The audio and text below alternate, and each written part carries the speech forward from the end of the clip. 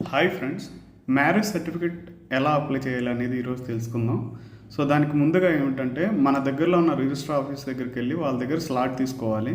Slot తీసుకున్న తర్వాత కొన్ని డాక్యుమెంట్స్ అవసరం అవుతాయి. అవి ఏమేంటంటే పెళ్ళికొడుకు పెళ్ళికూతురు ఆధార్ కార్డ్, వెడ్డింగ్ కార్డ్, ఇంకా పెళ్లి జరుగుతున్నట్టుగా ఒక 3 ఫొటోస్, ఇంకా ఒక 3 సాక్షులు సంతకాలు కావాలి. సో ఆ 3 సాక్షుల సంతకాలతో పాటు వాళ్ళ ఆధార్ కార్డ్స్ కూడా సబ్మిట్ చేయాలి.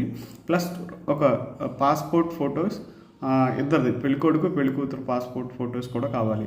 సో వాళ్ళు ఇచ్చిన స్లాట్ టైంకి మనం వెళ్ళి వాళ్ళకు ఫామ్ ఇస్తారు. ఆ ఫామ్ ఫిల్ చేసి కొంత చలానా ఉంటుంది, అది మినిమం ఉంటుంది. ఆ చలానా పే చేసిన తర్వాత రిజిస్టర్ ఆఫీస్ దగ్గర మనతో సైన్ పెట్టించుకొని మనకు ఒక డేట్ ఇస్తారు. సో ఆ డేట్కి వెళ్ళి మన మ్యారేజ్ సర్టిఫికేట్ కలెక్ట్ చేసుకోవాలి. ఇది ప్రాసెస్.